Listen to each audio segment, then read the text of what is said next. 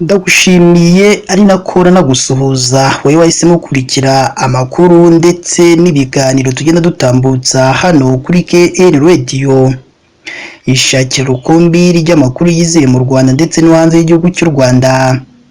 Ni amakuru mabi n'inkuru izindutse ibabaza abagiye batandukanye yongeye kumvikana mu karere ka Rubavu. Abagiye batandukanye bagaragaje agahinda gakomeye cyane, abandi nabo bibaza ibibaye ku nzu y'umuturage yafashwe n'inkongi y'umuriro.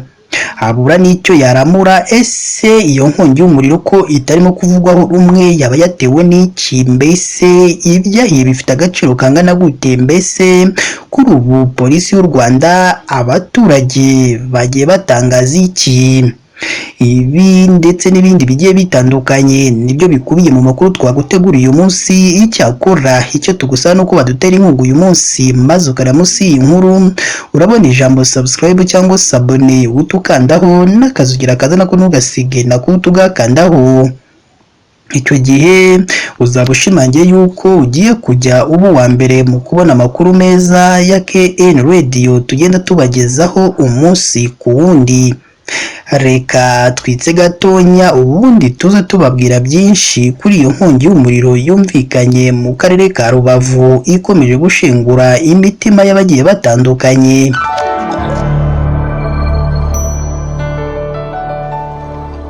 Reka nongere mbaye ikaze bakunzi ba KN Radio, aho tubagezaho amakuru aba arimo aragenda avugirwa mu gihugu cy'u Rwanda ndetse no hanze y'igihugu cy'u Rwanda.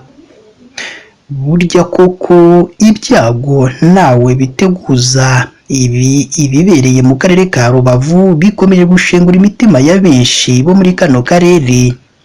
Iyi nkuru y'incamugongo yabereye mu murenge wa Gisenyi, aho inzu y'umuturage wo mu karere ka Rubavu yafashwe n'inkongi y'umuriro, irashya irakongoka, ibyari birimo byose bibimuyonga.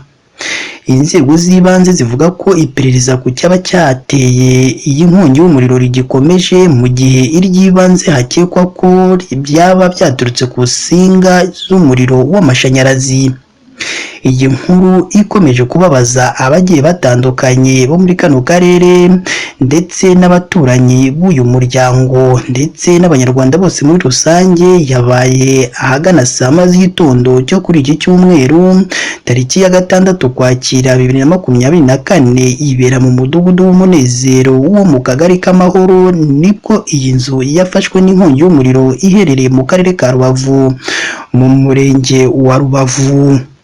Iyi nkongi yibasiye inzu yatwitse ibintu byose kuko ntacyo abaturage babashije gukuramo, byose byahiye maze biba umuyonga.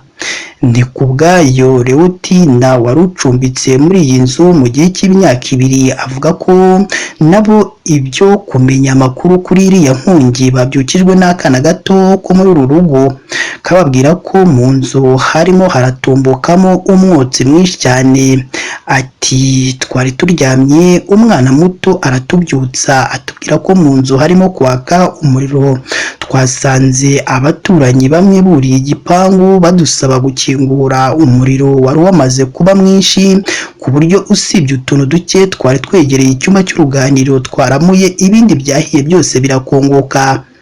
Uyu muturage wahuye n'aka kaga akomeza avuga ko iyi nzu yarayituyemo kuva mu 2022, nabo ibyababaye batazi icyabiteye, gusa bagakeka ko byaturutse ku nsinga z'amashanyarazi, ngo kuko bagiye kureba babona nta handi iyi nkongi y'umuriro yaba yaturutse.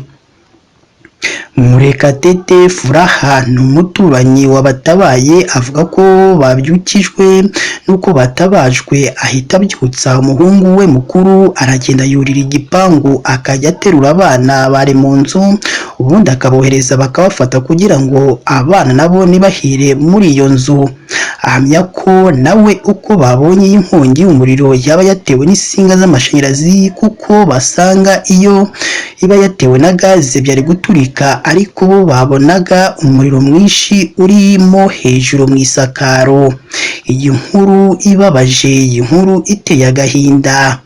yanemejwe n'umunyamabanga nshingwabikorwa w'umurenge wa Gisenyi Tuyishime Jean Bosco, aho yavuze ko iperereza ku cyaba cyateye iyi nkongi y'umuriro rigikomeje. Ati iperereza ku cyateye iyi nkongi y'umuriro nubwo iry'ibanze hakekwa ko yaba yatewe n'insinga z'amashanyarazi ariko rirakomeje.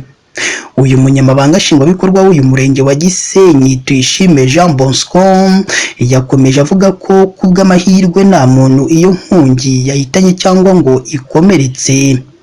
Iyi nzu ikimara gufatwa n'inkongi, ishami rya polisi y'u Rwanda rishinzwe gukumira, kurwanya no kuzimya inkongi y'umuriro ryahise rihasesekara rihosha umuriro wari wamaze gukwira mu bice bitandukanye by'iyo nzu. Ni mu gihe kandi abanyarwanda bahora basabwa gutunga kizimyamwoto no gufata ubwishingizi bw'ibikorwa ndetse n'inyubako kugira ngo inzu zabo nizifashwa n'inkongi y'umuriro bahite bazizimya hakiri kare, nta bintu byinshi birangizwa cyangwa n'ibihiriye cyangwa iyo nzu ihiye. Mu gihe ifite ubwishingizi bongera bakishyura ibyahiye ndetse n'inzu nayo bakayibishyura. Iyi ni KN Radio, ishakira ukumbi ry'amakuru yizewe mu Rwanda ndetse no hanze y'igihugu cy'u Rwanda. Iyi ni inkuru mbi cyane, ni inkuru ibabaje izindukiye mu karere ka Rubavu, aho inzu y'umuturage yahiye irakongoka, ibyari biyirimo byose biba umuyonga, habura n'ikintu na kimwe yaramura. Ibikomeje kubabaza abagiye batandukanye bose bo muri kano karere ka Rubavu ndetse n'abandi bose bo mu gihugu cy'u Rwanda bagiye batandukanye, kuko benshi bagiye bayitangaho ibitekerezo bigiye bitandukanye bihanganisha umuryango wabuze ibintu byabo cyangwa ibintu byabo bifite agaciro byahiriye muri iyo nzu, bakomeje kubihanganisha.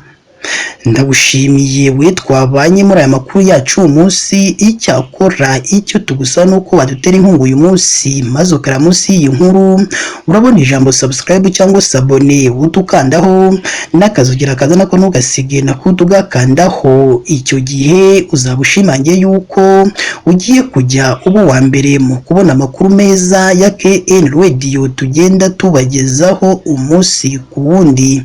Si ibyo gusa kandi ugomba no kujya hatangirwa ibitekerezo, ukaduha igitekerezo cyawe, haba ari igishima ibyo dukora ndetse n'ikitugira inama ibyo twazahinduramo mu makuru tugenda tubagezaho umunsi ku wundi. Mu gihe umaze kumva iyi nkuru, yisangiza abandi kugira ngo nabo bumve aho ibyiza biri, ko nta handi ari hano kuri KN Radio. Mukomeze mugire ibihe byiza kandi Imana yo mu ijuru ijye ikomeza ibane namwe umunsi ku wundi. Ndagushimiye.